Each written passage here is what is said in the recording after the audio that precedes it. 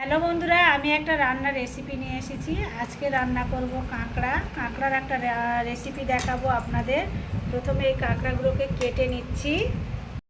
কাঁকড়াগুলো আমি কেটে বেছে একদম সুন্দর করে নিয়েছি এইভাবে। খুব একটা ঘি ছিল না, মোটামুটি তাও ভালো ঘি আছে। প্রথমে কাঁকড়াগুলোর মধ্যে আমি পরিমাণ মতো হলুদ দিয়ে দেব, হলুদ, আর তার মধ্যে দিয়ে দেব নুন। পরিমাণ মতো নুন হলুদ মাখিয়ে নেব কাঁকড়ার মধ্যে দিয়ে। এবারে আমি ভাজা করে নেব কাঁকড়াগুলো। আমি কড়াই বসিয়ে দিয়েছি আর কড়াইটা গরম হয়ে গেছে। দিয়ে দিচ্ছি তেল, সর্ষের তেল দিয়ে কাঁকড়াগুলো ভাজা করে নেব। তেলটা মাছ ভাজার মতো গরম করতে হবে। কাঁকড়াগুলো এপিট ওপিট করে ভেজে নেব। গাড়াগুলো একটু সুন্দর করে আলাদা করে ভেজে নিচ্ছি। এবার ওই তেলের মধ্যে আমি দিয়ে দিলাম 5 ফোড়ন, শুকনো লঙ্কা আর তেজপাতা। এটা লাল লাল করে ভেজে নেব। 5 ফোড়ন লাল হয়ে গিয়েছে। এইবার আমি দিয়ে দিচ্ছি পেঁয়াজ, কুচনো পেঁয়াজ। কুচনো পেঁয়াজ দিয়ে একটু কষা করে নেব। বেশি কষা করব না, হালকা করে কষা করব। যেহেতু এর মধ্যে এইবার আমি দিয়ে দিচ্ছি আলু আর কুমড়ো।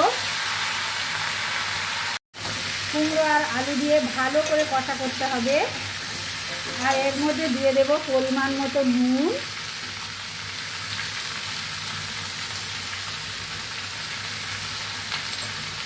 পরিমাণ মতো নুন দিয়ে ভালো করে কষা করে নেব।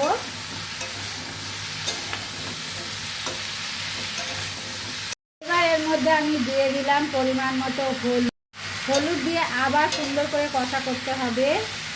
আর এই রেসিপিটা আলু কুমড়ো সুন্দর করে কষা করলে তবেই বেশি ভালো খেতে হবে।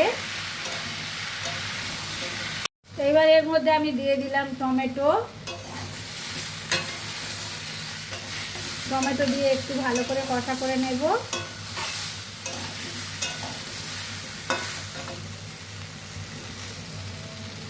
কষা করা হয়ে গিয়েছে, আমি দিয়ে দিচ্ছি জল।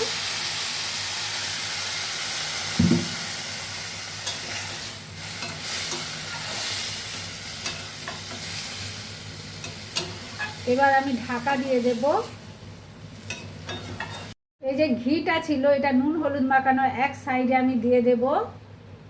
এদিকে সমস্ত কাঁকড়া ভাজা করে রেখে দিয়েছি। কাঁকড়া ছাড়া এই গাড়াগুলো আগে দিয়ে দেব।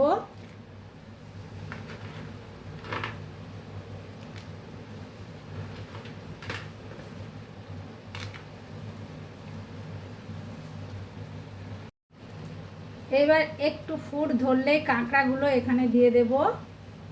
এবার আমি দিয়ে দিচ্ছি কাঁকড়াগুলো।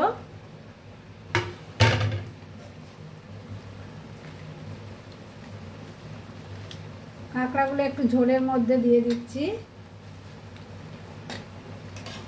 দিয়ে এবার চাপা দিয়ে দেব।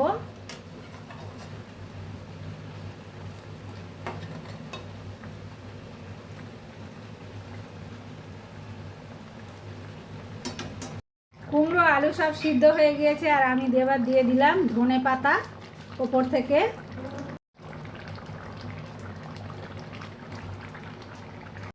আর আমি দিয়ে দিচ্ছি জিরের গুঁড়ো, ধনের গুঁড়ো।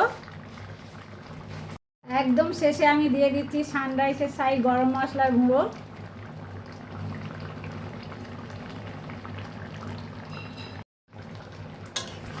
রেসিপিটা আমার কমপ্লিট হয়ে গিয়েছে। এইবার নামিয়ে দেব বন্ধুরা।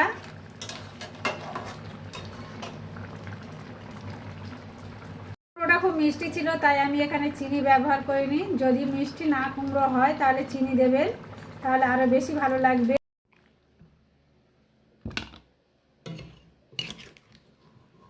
কি সুন্দর হয়েছে দেখুন, একদম মাখো মাখো তরকারি। বন্ধুরা একবার হলেও করে খেয়ে দেখবেন, খুব ভালো খেতে হয়। এটা দিয়েই সব ভাত খাওয়া হয়ে যাবে, আর কোনো কিছু লাগবে না। টাটা বন্ধুরা, দেখা হচ্ছে নেক্সট রেসিপিতে। ভালো থাকবেন, সুস্থ থাকবেন।